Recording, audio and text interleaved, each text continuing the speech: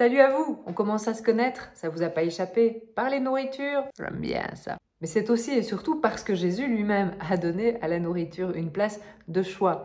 Pas seulement pour l'institution de l'Eucharistie, mais aussi dans les enseignements qu'il a donnés à Luisa Picaretta. Tiens, à propos de nourriture, j'aimerais vous offrir une petite parabole maison. Il était une fois un couple où chaque rendez-vous amoureux se déroulait comme ceci. Mais qui voilà, mais c'est mon petit bouchon. Oh merci, qu'est-ce que c'est? C'est un cadeau? Merci, assieds-toi. Comment tu vas? Ça va. Eh ben écoute, moi ça va. Enfin, ça va pas du tout. Je t'avais parlé de ma santé. Regarde, regarde ma gorge. Écoute, tant que t'es là en fait, est-ce que tu peux pas réparer 2-3 petits trucs dans la maison? Dis, en plus, je t'avais raconté, ça va pas du tout au boulot, en plus avec ma collègue, et puis, punaise, la reconnaissance au travail, c'est vraiment pas ça. Ça va pas du tout. Oh, j'ai oublié de te parler. Écoute, le fiston, ses examens, il ne fout rien. Écoute, je voudrais bien que tu m'en parles. Tu crois que tu pourrais faire quelque chose? Dis au fait, t'aurais pas 100 balles. Bon, mais écoute, merci beaucoup. Écoute, tu peux y aller parce que maintenant j'ai plein de trucs à faire. Écoute, je déborde. Merci beaucoup. Écoute, à bientôt. Et le cadeau, il reste là, personne n'en profite. Vous voyez où je veux en venir?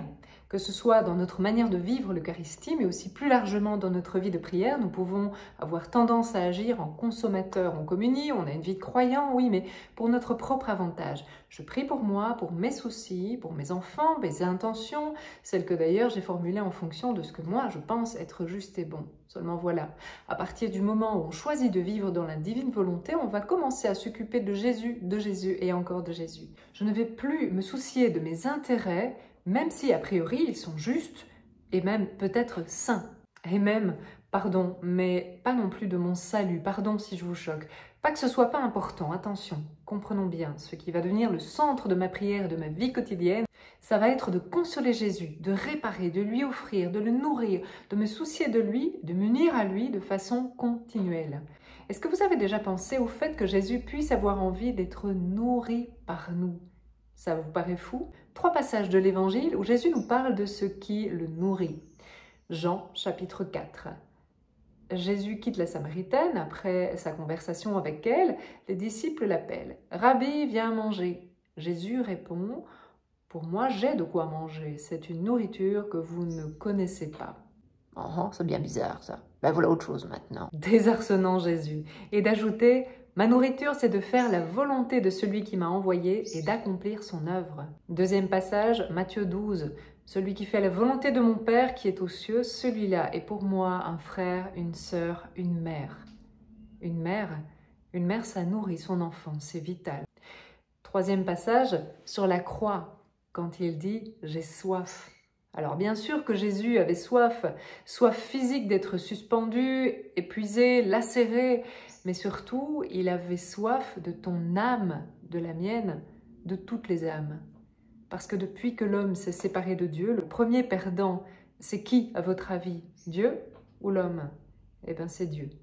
Dieu d'abord, qui souffre de l'union perdue avec l'homme qui était supposé être son paradis à lui. Pour illustrer ceci, un texte du Livre du Ciel, 17 novembre 1904, tome 6. Ayant reçu l'Eucharistie, je pensais à la bonté de notre Seigneur qui se donne en nourriture à la si pauvre créature que je suis.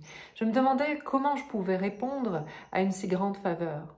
Jésus béni me dit « Tout comme je me fais la nourriture de la créature, celle-ci peut se faire ma nourriture en transformant tout son intérieur en aliment, c'est-à-dire en faisant en sorte que ses pensées, ses affections, ses désirs, ses penchants, ses battements de cœur, ses soupirs, son amour, etc., tendent vers moi. Ainsi, pendant que je communique à l'âme le fruit de ma nourriture, qui est de diviniser l'âme et de la transformer en moi, je peux me nourrir de l'âme, c'est-à-dire de ses pensées, de son amour et de tout le reste. Donc il y a un double mouvement. Dieu divinise l'âme. Et en même temps, il se nourrit. Je reprends le texte.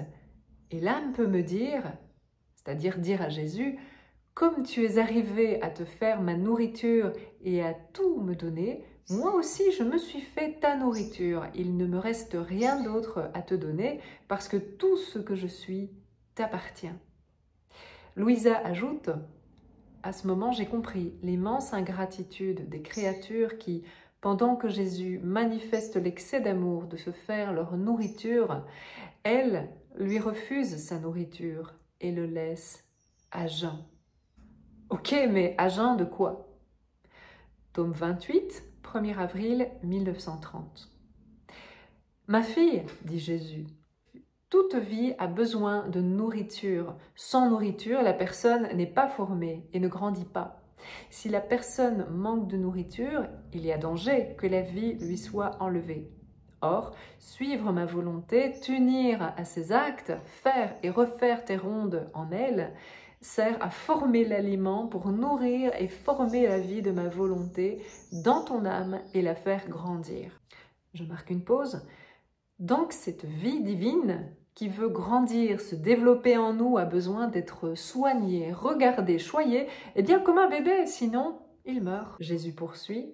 Ma volonté ne sait pas comment se nourrir des autres actes, si ce n'est les actes accomplis dans notre vouloir.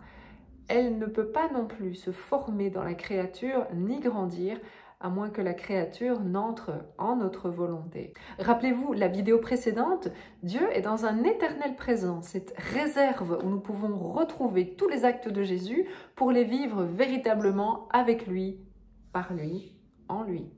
Et c'est d'ailleurs ce qu'on fait notamment à la consécration durant la messe. Notamment, il ne nous permet pas uniquement d'aller nous unir à ce moment où il offre sa vie sur la croix, non, il ne se contente pas de ça. Jésus a déjà refait tous nos actes. Donc en unissant chaque acte du quotidien, l'acte premier de Jésus, on lui offre quoi? On offre Dieu à Dieu. Mais carrément, je le répète, on offre Dieu à Dieu. Ah, attendez là, je le répète, on offre Dieu à Dieu. 100 fois ceci, 100 fois. On nourrit Dieu de lui-même. Il n'y a que des actes divins qui conviennent à un destinataire divin. Parce que je sais pas moi, à un Dieu vous allez offrir quoi? Un pissenlit? Avec les racines encore, c'est plus généreux. Bref. Donc, par l'union de mes actes à la divine volonté de Dieu, sa volonté forme sa naissance et va former sa vie en moi. Je reprends le fil, Jésus poursuit. Plus elle s'unit avec les actes de divine volonté et vit en elle, plus est abondante la nourriture que forme la créature pour nourrir la vie de ma volonté et la faire grandir plus vite dans son âme.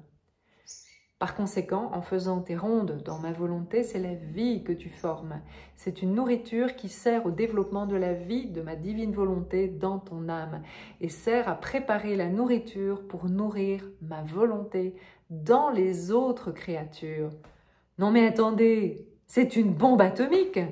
Donc pendant que Dieu me nourrit, je nourris Dieu. Et pendant que je nourris Dieu, Dieu ne se contente pas encore de cela, il nourrit et fait grandir et développe sa volonté, c'est-à-dire sa vie divine, non seulement en moi, mais aussi dans les autres gens. Voilà donc la prière la plus complète qui soit. Pour ce qui est des rondes, il y a déjà beaucoup de choses qui ont été dites sur d'autres chaînes. Alors vous avez vu ça? Il y a du boulot, non? Et pourtant, c'est si facile. Vous allez juste vivre, vous allez vivre, respirer, manger, parler, travailler. Tout ce que vous allez vivre dans votre quotidien, eh bien, va former, si vous unissez tout cela à la divine volonté, tout cela va former en vous et autour de vous, pour l'Église, pour le monde, la vie divine. Ce faisant, elle va consoler Dieu. Vous allez réparer, vous allez consoler Dieu qui est tellement oublié, tellement désaimé, tellement malmené, tellement abîmé, tellement cassé.